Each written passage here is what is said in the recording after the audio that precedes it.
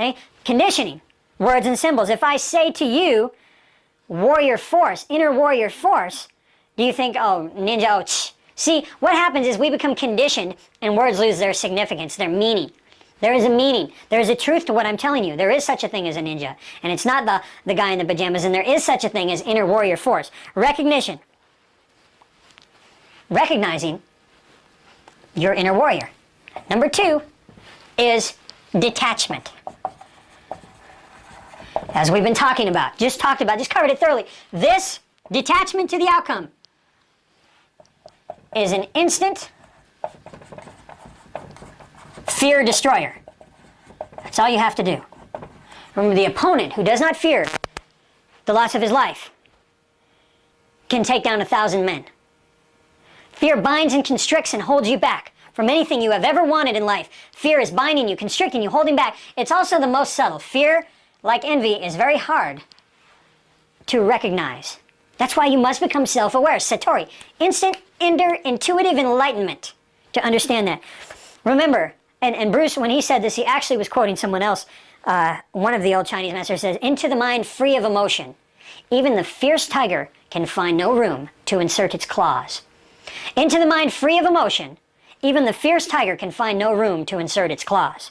Okay? So, recognition, detachment,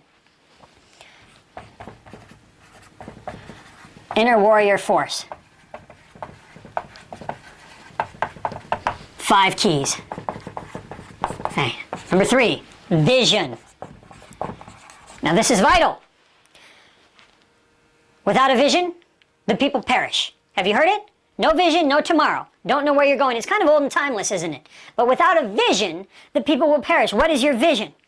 A vision should have nobility. It should be noble. If it's just to screw as many women as possible, then your vision is gluttonous. You're a glutton. That means you have the goat mind.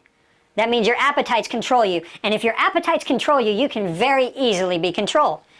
You also have no understanding of the law of cause and effect, and you're destined for doom. So it should be noble. It should be empowering. This is important for a vision. A vision, a long-term vision. This is my 1-year plan, 5-year plan, 10-year plan. This is my multi-generational vision. Are you going to leave your children to the culture? To the public schools? You just go, well, whatever. Now, I understand you want to give them flexibility to find careers and pursuits that they enjoy and let them develop as individuals. That's one thing. But this is another thing I'm talking about, having a long-term, multi-generational vision. Have you ever heard of the term multi-generational vision? Most likely not. You may have, but most likely not. Most people haven't. Your vision should have a future. It shouldn't just be about me now, because when you have a long-term vision, you tend to live longer. You tend to be stronger.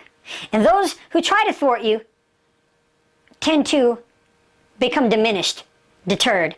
They lose gas quickly. Now, talking about a vision, it should be empowering. If you have a stupid vision, like save the world, okay, save yourself first. You want to save the world, save the man first. A saved world starts with a saved man. So get your own act together. Perfect yourself before you go around trying to, I'm going to save the world, I'm going to make a positive difference. It's the greater good. Okay, that's programming. Take care of yourself. You've got to. You think about the flight mask when you're on a plane, the thing drops down, and the flight lady tells you, she says, put your own mask on first, then on your kids. Why? Because if you're putting it on your neighbor or your kids or whatever, you're going to run out of air and you might not succeed in saving them. Does that make sense? It's for their good that you put it on first. And likewise, you must understand the necessity of having a sovereign and independent vision that you discovered and wasn't foisted onto you through programming. Now, key number 4. We have recognition, we have detachment, we have vision. And then, of course, we have action. Remember, we talked about doing. We just talked about that.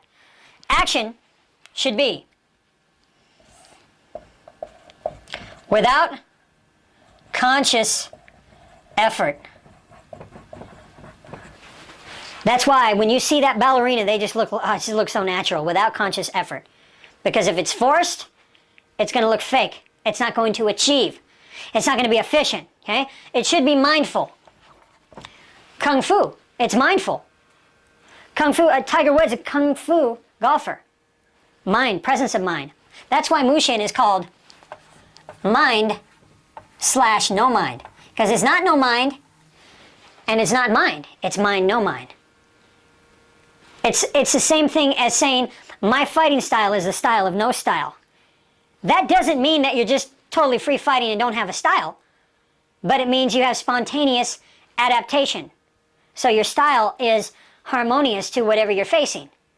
Believe me, if you're a boxer and you get taken down by a jiu-jitsu guy, your style had better become jiu-jitsu until you can get back up and box his face in. Does that make sense? Does that analogy fit? Now, it should be persistent. Action, oh, mindful, thank you. Action should be persistent.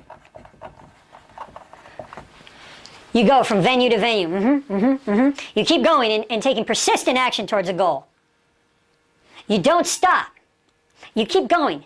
Like the Energizer Bunny, but without effort. It's mindful. That's the key, without effort. That WO means without, okay? So it's persistent. It's like water. We've talked about that. It's just water. I mean, there's no force more powerful on this earth than water. Nothing is stronger than the ocean, than a tidal wave. Water, unstoppable, okay? And that's how your action should be, like water. Fluid, harmonious. Remember, we talked about the 8 different forces that govern all of creation by Mori Yeshiba? We talked about that? So be like water, and all of those, whether you need to be hard or soft, whether you need to be unified or divided, whether you need to be still or moving, you must be like water. Does that make sense? I'm not just reading you some Oriental poetry. I'm telling you concepts that apply right here, right now in the modern world. Being like water. So you're flexible and you're fluid, okay? And then the whip. Your action should be like a whip. And this is another vital concept. Talk about economy of motion. When your action is like a whip, whoosh. If I took a whip and I didn't pull it back, but I just took it and whipped across, whoosh, that would kind of slash. But the value of the whip, like the dead finger, okay, or taking a Talon Wham, there's more power in it. So your action isn't overextended. Rah, rah. It's tight and then it pulls back. Bam! Like a whip. The whip has its most power with the pullback. With the, do you see? So your action should be like a whip. I'll give you an example of that. When you come up and break the state of the young lady. Remember I give you the analogy of my friend who used to go up and just say, would you like to make love to me? That's whip action. Whoosh, because all of a sudden, huh? Oh, what's your name? See? Same thing in a business negotiation. You get a fluid sense of their weakness, and then when the time is right, whoosh, perfectly. And they're left shocked, stunned, and dazed. Whip action. A whip has maximum effect. Does that make sense? Okay. And the 5th key. Remain rooted in principle. The warrior code of honor. I hope you've been getting this here. Remaining rooted in principle. When you remain rooted in principle, it means that you cannot be moved. Okay? It means you built your house on the rock and not the sand or the mud. Okay? It means you cannot be moved. It means what I told you earlier, that you cannot be moved by passion or praise. That means that you can never be manipulated or deceived, ever, if you can't be moved by passion or praise. It means you can't be lied to. If you're rooted in principle,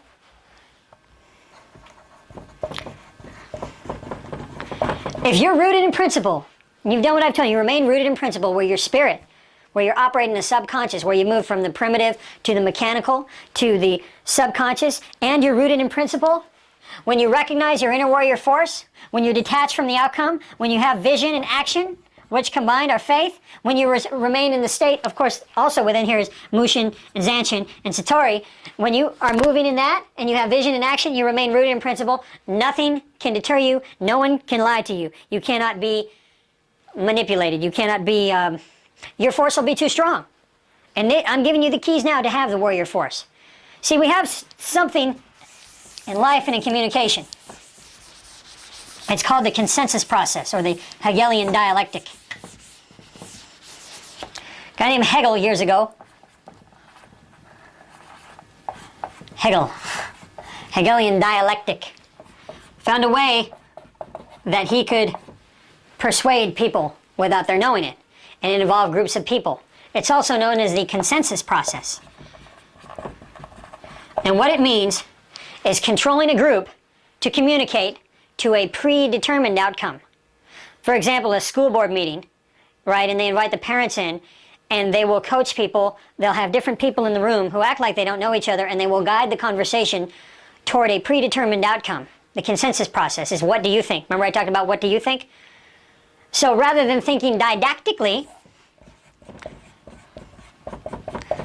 they start to think dialectically.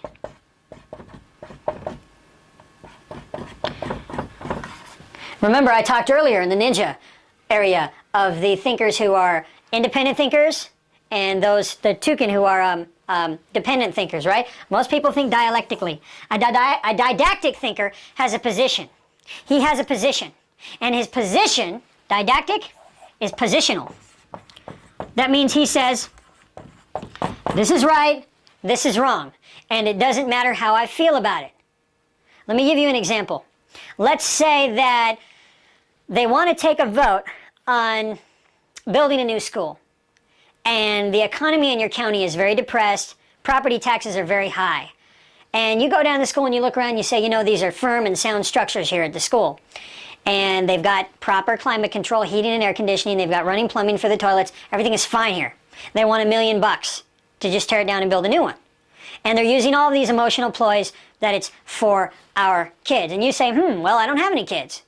So why should we raise our tax for one thing? And even if you did have kids, you say, you know, they're doing just fine. School should be about the 3 R's, reading, writing, and arithmetic. These buildings are fine. I've inspected them. Everything's working here just fine. So why do you want to tear it down and build a new one? Okay? So you go into that board meeting and you say, I have a position. My position is there isn't a need here. And if there isn't a need here, then we should conserve our economy and not raise taxes. You are going in there on a position. Positional. Follow me on this. And it doesn't matter. Even it's not political. This is just a process. Okay? Dialectically is relational. It says, but sir, how do you feel about this? Don't you like us? You're going to be very unpopular in the community. Ah, relating. How do you relate? See, so they want you to be a relational thinker. What do you think? How do you feel about it? It's the same thing in seduction, okay?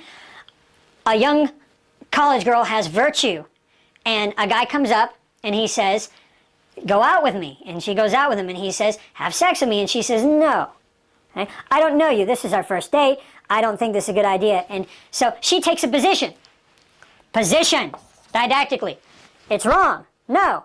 He says, but how do you feel about me? Don't you like me? See? Relational, wanting her to relate, go into the feeling area, the emotional area. So, dialectic thinking is what programming is all about in our modern society. They want you to be dependent, they want you to be relational, they want you to be emotional. Now this is all in play. Everything I'm describing to you in Martial Mastery already exists. It's already in play, whether we know it or not, whether we like it or not. All these things people operate in unknowingly. What I'm giving you here is the tools for volitional control. I'm giving you the remote. So you can go, no, not going to have that. You can change the channel. You can turn the volume up and down. I'm giving you control of something that's already in play. It's already broadcasting, whether you like it or not. Okay, I'm just giving you a radio where you can change the channels. Broadcasting's going on in the airwaves right now. This is life, okay? Nothing you can do about it. It's there.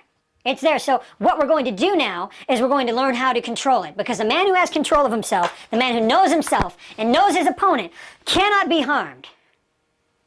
Those are the 5 keys to your inner warrior force. And that's your indomitable spirit. It's an unbreakable spirit. That's why the Buddha said there are no prisons. That's why Jesus said, no man take my life, but I lay it down. It's the indomitable spirit. This is the soul power. Right here, the inner warrior force. I've just given you the 5 keys to discover your own, to strengthen it.